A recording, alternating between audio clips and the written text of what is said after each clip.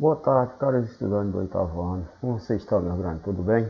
Nossa aula de hoje vai ser sobre revisão de geografia com conteúdo anterior do primeiro semestre. É aquele conteúdo que a gente já viu tanto pela televisão como com a aula aqui nossa e que é determinado pela semestre. Como vocês são do oitavo ano, então a cada semestre vem essa revisão, não é isso? Com 10 questões para a gente resolver. No sábado foi passado para vocês responderam, enviaram o gabarito para o Luiz Matheus e hoje na aula de terça-feira nós vamos fazer a correção com calma. Então acompanha direitinho para poder tirar toda a dúvida, certo? Então vamos lá. Primeira questão, ele trabalha sobre o Oceano Ártico. Vamos lá. Sobrevoando o Oceano Ártico, a sensação era de estar diante de um espelho gigante, estilhaçado em milhões de pedacinhos. Em vez de vidro, placa de gelos quebrada, resquício dos últimos dias de verão, refletia de forma descontínua os raios do sol. Visto do alto de um helicóptero, os pedaços já frágeis ocupavam quilômetros de mar, mas, a cada minuto, ondas engoliam mais um trecho da cobertura branca. Diante dos nossos olhos, a geleira que cerca o Polo Norte se desfazia, materializando os números que, no dia 27 de agosto de 2012, já havia acionado o alarme sobre a situação. Este ano foi registrado o recorde de derretimento da cobertura de gelo no oceano, desde as medições começaram a ser feitas em 1979. Então, a primeira coisa, quando eu leio o texto, ele está falando das regiões árticas, polares, né? Isso, a Terra é dividida em 3 zonas. Zona intertropical, a quente, zonas temperadas, as frias, e zonas polares, que é o Ártico no norte e a Antártica no sul, são as geladas. E ele está falando do impacto ambiental que essa parte do Ártico vem ocorrendo. Considerando as informações do texto e os conhecimentos sobre a região ártica, é correto afirmar que o crescente derretimento da geleira apresenta como uma de suas consequências geopolíticas.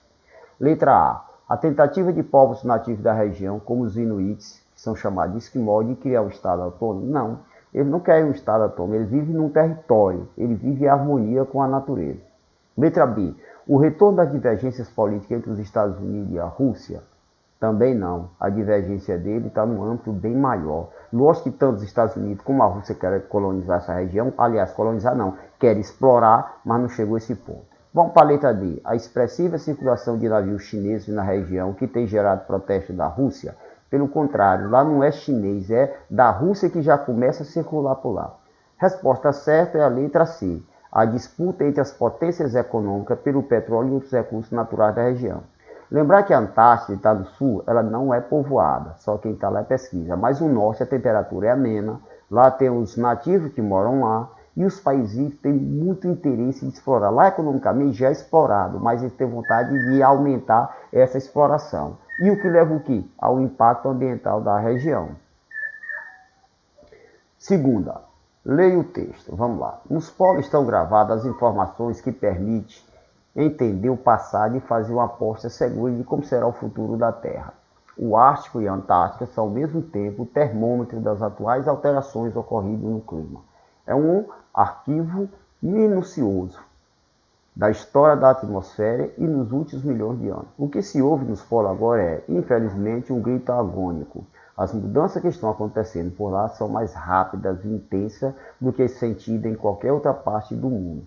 No Ártico, o ritmo da elevação da temperatura na atmosfera é o dobro da média global. A calota gelada do Oceano Ártico deve desaparecer totalmente durante o verão a partir de 2060. Na escala geológica, meio século é um piscar de olhos. As crianças de hoje serão testemunhas dessa mudança brutal e talvez não possa ver ursos polares fora do zoológico. Então, na questão anterior, a gente viu que essas calotas estavam derretendo, que eles chamam de plataforma, aquela que é fixa, que não sai do lugar.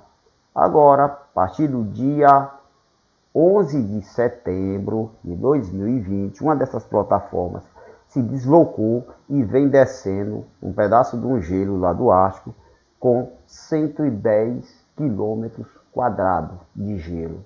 Então, como lá está esquentando mais rápido, vem descendo. Quando esse gelo desce de lá, ele modifica não só o local que representa a questão número 2, mas toda a Terra sofre as consequências.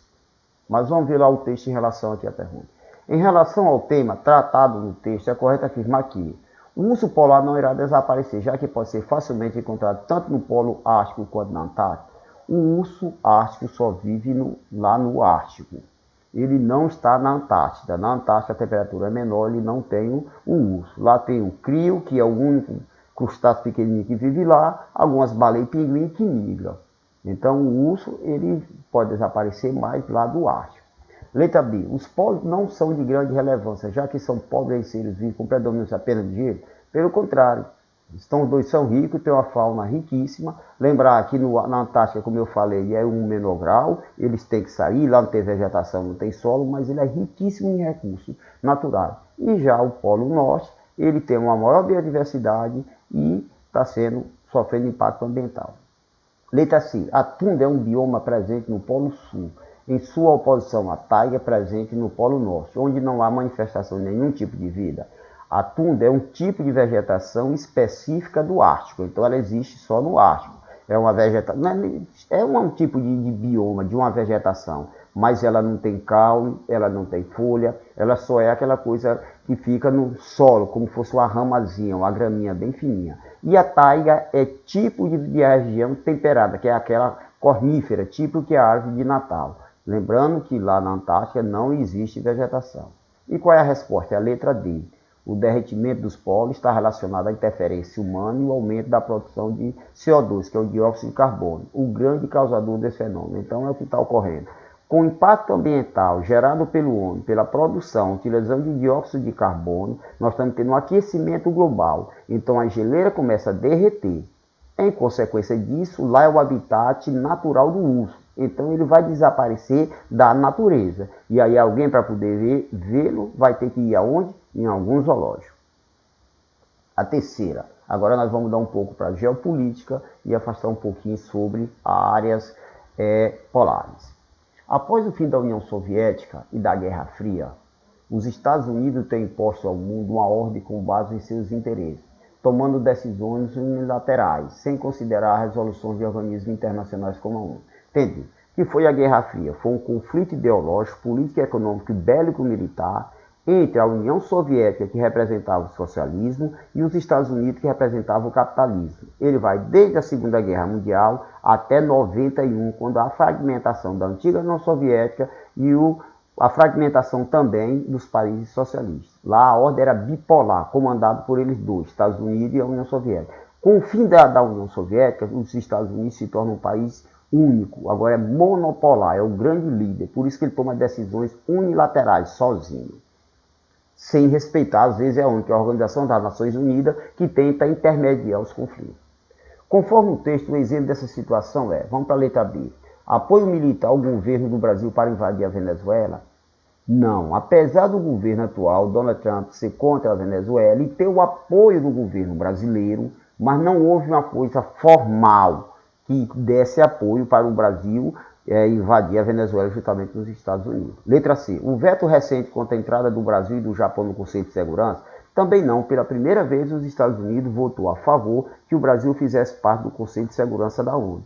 A ONU, como nós já falamos, é a Organização das Nações Unidas, ela tem vários braços para a área. Tem a Unicef, que é para a criança, e o Conselho de Segurança são os países membros efetivos que decidem se pode invadir um país ou não. Esse grupo é seleto. É a Rússia, é os Estados Unidos, é a França, é a China e a Inglaterra. O Brasil faz parte como membro não permanente, passa 2 anos, mas não tem direito de voto na hora de decidir se vale ou não. E recentemente o Donald Trump disse que apoiaria a entrada do Brasil, mas não passou disso. Letra D. A ocupação da cidade de Wuhan, na China, foco inicial do coronavírus? Os chineses, na hora que descobriu sobre o vírus do Covid, ele não deixou ninguém ter acesso a Wuhan, que é a cidadezinha. Os Estados Unidos, a ONU pediram acesso, mas ele não aceitou de maneira alguma. Então os Estados Unidos jamais tentou invadir lá. E a resposta certa é a letra A. A ocupação militar do Iraque é de posição do governo de Saddam Hussein. Isso ocorreu em 91, que os Estados Unidos dizem que o Saddam Hussein, que é o presidente do Iraque, ele estava produzindo em arma de destruição em massa. O que era? Era arma química, biológica e nuclear. Aí os Estados Unidos dizem que ia invadir, mas para invadir ele precisava de quem? Que todos os 5 países que façam parte do Conselho de Segurança votassem a favor. A China, a França e a Rússia votaram contra. Só quem acompanhou os Estados Unidos foi a Inglaterra. Mas mesmo assim, sendo contra a ONU, os Estados Unidos foi lá, invadiu o Iraque, prendeu o Saddam Hussein, ele foi morto e até hoje não foi encontrada essas armas de destruição em massa. Então, por isso nós falamos de decisões unilaterais pelos Estados Unidos. A quarta. Em 26 de março de 1991, ocorreu um processo de integração entre alguns países da América do Sul, o que possibilitou a criação do Mercosul, formado por 4 países, Brasil, Argentina, Paraguai e Uruguai, que assinaram o Tratado de Assunção, iniciando o processo de formação de Mercado Comum do Sul. Em junho de 2012, o presidente do Paraguai, Fernando Luco, foi deposto por meio do impeachment, devido à crise que ocorreu em seu país. A disposição do presidente abriu a oportunidade para a inclusão no Mercosul da Venezuela, país governado na época por Hugo Chávez. Assinada a alternativa que contempla as letras correspondentes aos países governados na época por Fernando Hugo e Hugo Chávez. Fernando Hugo era o presidente da Colômbia e Hugo Chávez é o da Venezuela. Então a resposta é a letra B, que contempla A e E. Quinta, a formação de organismo econômico, bloco econômico, que envolve vários estágios ou etapas de integração entre os países membros. A etapa atual em que se encontra o Mercosul é Zona de Livre Comércio. A Zona de Livre Comércio é o inicial. Exemplo é o NAFTA, Bloco da América do Norte, entre os Estados Unidos, México e Canadá. Eles têm uma tarifa de imposto entre eles 3, mas na hora de comerciar com outros países, cada um tem sua política, então não é essa daí. Letra B, área de livre comércio. A área de livre comércio também está muito parecido com a zona de comércio, não encontra. A letra D, mercado comum. Mercado comum é o último estágio, é onde está a União Europeia, onde você tem a circulação de quê? De mercadoria, de capital, das pessoas e que não existe mais taxa. Então, no caso da União, do Mercosul, ele é a União Aduaneira, ele tem uma taxa única, tanto para o comércio entre os membros como com o mercado externo, ou seja, com os outros países. A sexta, o que é o Mercosul? O Mercado do Sul foi instituído em 26 de março de 1991 pelo Tratado de Assunção, com um projeto de integração política, econômica e social concebido e implementado originalmente por um grupo de países. Posteriormente surgiram os membros associados com Chile e Bolívia. A livre circulação de bens, serviços e capitais entre os envolvidos possibilitava a adequação da inserção internacional para os países, favorecendo também a implantação de realizações nos mais diversos setores, como educação, justiça, meio ambiente, energia e agricultura. O país que compõe originalmente o Mercosul são: letra B, Brasil, Argentina, Uruguai e Paraguai. São os 3 membros que iniciaram o Mercosul, então são efetivos. Depois entrou os membros que são associados, que foi a Venezuela, que foi o Chile. Mas os membros originalmente iniciou em 1991 com Brasil, Argentina, Paraguai e Uruguai. Sétima, o desafio de integração regional da América do Sul foi responsável pela criação de uma série de mecanismos com caráter político e diplomático nas últimas décadas. UNASUL, União Sul-Americana, Mercosul, Mercado Comum do Sul e PROSUL. O PROSUL, ele já é um fórum para o progresso da América do Sul. Foi o último criado recentemente. Foram, dentre outros, fóruns multilaterais, que desempenharam importante papel na agenda das nações sul-americanas. Acerca desse assunto, é correto dizer que a criação do PROSUL por meio de declaração de Santiago gerou um novo bloco de integração regional com participação de todos os países da América do Sul. Só está errado porque nem todos os países participaram. Foi um grupo seleto de países que participaram. O Brasil, o próprio Chile, país ligado mais à direita, país ligado mais à esquerda não participaram. Letra B. O PROSUL apresenta o cenário político oposto da UNASUL. Vez que surgiu o momento de ascensão da esquerda na América Latina, é o contrário. A UNASUL, que é a União das Nações Sul-Americanas, ele surge desde um contexto quando os governos eram de esquerda. O exemplo era o governo brasileiro e outros. O PROSUL surgiu recentemente, exatamente quando a direita teve acesso. O Macri na Argentina, o Bolsonaro no Brasil. Aí eles criaram o PROSUL exatamente para fazer o oposto que fazia a UNASUL. Letra C. Por possuir uma das mais importantes reservas de água doce do planeta, o Arquife Guarani, já ocorreram 2 conflitos armados nessa região? Não. Apesar de nós termos 2 arquíferos mais fortes, mas não houve conflito por isso. E a resposta certa é a letra D. A UNASUL tem como objetivo estabelecer uma ampla área de livre comércio, buscando integração física, energética, comunicação e harmonização de política na Sul-Americana. A nona. A América Latina, historicamente, conviveu com instabilidade política e dependência econômica e tecnológica. Na Chade é possível notar uma grande problemática enfrentada pela população de seus países, cujas causas estão no passado histórico e nas políticas governamentais atuais. Assim analise a Chade e assinale a alternativa correta de sua interpretação. Então tem duas pessoas conversando, dois meninos, e um fala: estou procurando meu emprego, numa lata de lixo. O outro fala: no lixo, o máximo que você pode achar aí é o seu voto. Então, ele está dizendo que eu estou desempregado, procurando no lixo, o cara faz seu voto. Ou seja, seu voto não tem valor. Vamos para a letra A. Há um grande compromisso dos dirigentes políticos na geração de emprego e renda prometido nas campanhas eleitorais. Pelo contrário, um discurso lindo na teoria, quando esses governos chegam ao poder, ele esquece as políticas públicas e a sociedade que votou nele. Por isso que ele está falando que ele vai encontrar seu voto no lixo. Porque o eleitor só tem importância na hora de votar. Terminou de votar, ele perde essa importância. Letra B. O desemprego, embora seja uma realidade global, não atinge as nações da América Latina mais industrializadas. Pelo contrário, o desemprego é muito mais real e mais abrangente e maior na América Latina industrializada, porque não são países, são industrializados, mas não são desenvolvidos. Letra C. Voto e desemprego, as duas situações descritas na Chade, representam a estreita relação entre povo e governo na maioria da vida da população? Na teoria, sim. Mas como na prática não funciona, então ela não está correta, que é exatamente o oposto. A resposta é a letra D. Há uma descrença forte nas políticas públicas e dos governantes, por parte da população dos países da América Latina. Porque entra político, sai política, a coisa de melhorar só, piora. Todo mundo no seu discurso eleitoral é bonito, na hora de fazer na prática, há distorção. E um governo que está, quando entra, em vez de dar continuidade de algo que funcionou correto, ele mancha tudo e tenta fazer diferente. Então isso leva com que a população cada vez mais desacredite nos seus políticos, porque o político ele tem uma função de quê? De representar o povo, desenvolver políticas públicas para melhorar a qualidade da população. Quando chega lá, ele distorce tudo, só vai enriquecer e perpetuar no poder através de sua família. E questão 10 e última, ele mostra um mapazinho da América do Sul. Então ele mostra o destaque do Brasil, que tem quase 50% do território, e destaca os outros países. Aí ele manda: observe o mapa da América do Sul, a seguir, conforme a análise do mapa, é possível afirmar que. Então o que é que o mapa mostra? Toda a América do Sul, com destaque não pelo Brasil, mas pelo seu tamanho dimensional, não é isso? Um conjunto de países. Vamos ver a letra A. Por ser banhado por dois oceanos, o Brasil possui muitas vantagens econômicas quando comparado aos demais países da América do Sul. O Brasil só é banhado pelo Oceano Atlântico.